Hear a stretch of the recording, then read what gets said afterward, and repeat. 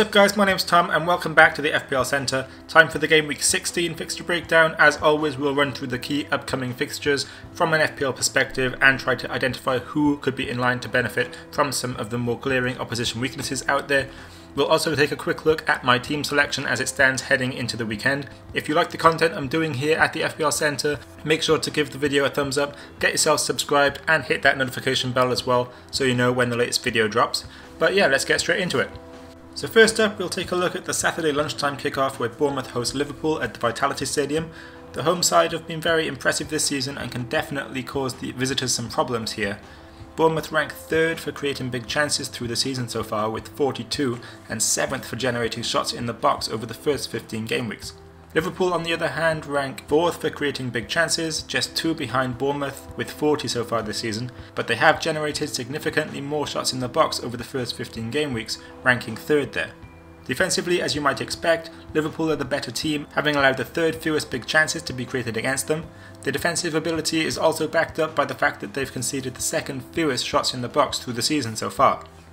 Bournemouth are slightly better than you might expect when it comes to conceded big chances, as they've given up the 7th fewest big chances.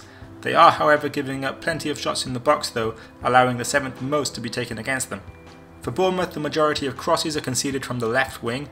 In fact, no team in the league has allowed more crosses to be delivered against them from that wing than Eddie Howe's side. The majority of chances conceded by the Cherries tend to come in central areas, meaning an Andrew Robertson to Mohamed Salah or Roberto Firmino combination could definitely be on the cards here, depending on how Liverpool line up. My prediction for this one is Bournemouth 1, Liverpool 2. Next up, we'll head to the Emirates where Arsenal host Huddersfield on Saturday. With a lot of talk about rotation this week, it will be interesting to see how Arsenal line up in this one, considering they have a Europa League game on Thursday night, which could be used to rest some of their key players. Arsenal have generated the 6th most shots in the box this season, just ahead of Bournemouth and Man United there on 119 attempts. However, they have been far less effective at creating big chances, currently ranking outside the top 10 teams for creating clear-cut opportunities, and the 28 big chances they have created is half the number of the 56 Man City have managed this season. On the other side of this one, Huddersfield have managed to generate the 4th fewest shots in the box over the first 15 game weeks, and the Terriers have created the fewest big chances in the league with just 10 through the season so far. Huddersfield are a big threat from set pieces though, having created the 3rd most chances from dead ball situations, so the Arsenal defence will have to be especially organised in dealing with this one area where Huddersfield can really do some damage. Defensively, Arsenal are allowing the 8th fewest big chances to be created against them and the 9th fewest shots to be taken from within their penalty box, indicating that they are a pretty average defensive unit. Unai Emery's defence is also the most error-prone in the league, as they rank as the worst team with 15 defensive errors and 5 errors leading to a goal, with no team making as many big mistakes. Huddersfield on the other hand are giving up the 9th most shots in the box, and David Wagner's side have also given up the 9th most big chances in the league with 29, just 1 more than Arsenal have allowed, indicating that these sides are pretty even when it comes to the defensive side of the game, with Huddersfield perhaps even having an edge due to how error-prone Arsenal are at the back.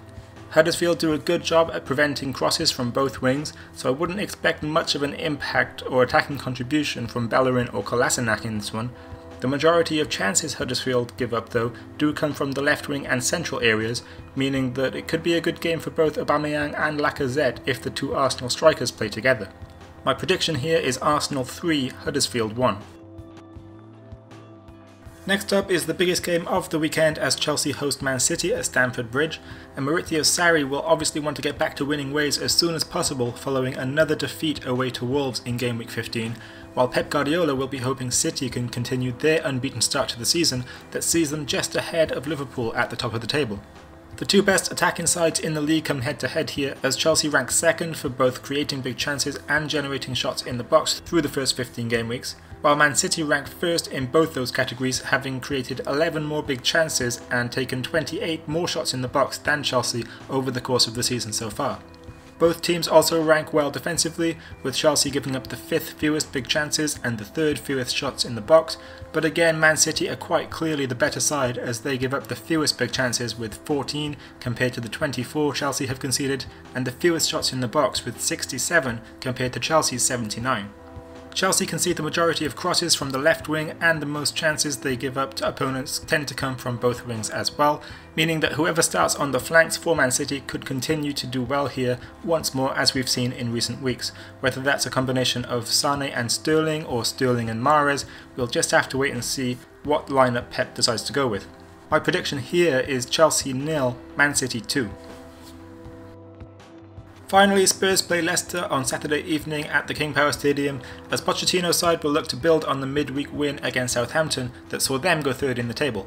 A fun fact here is that Harry Kane has scored 7 goals in his last 3 games against Leicester, and he's scored more goals in his career against the Foxes than any other team. Spurs come into this one having created the 3rd most big chances through the season so far with 39, and they've also managed to generate the 4th most shots in the box. Leicester meanwhile ranked joint 8th for creating big chances with 30, and the Foxes ranked 10th for generating shots in the box, indicating pretty much what you might expect in that Leicester are a slightly better than average attacking side.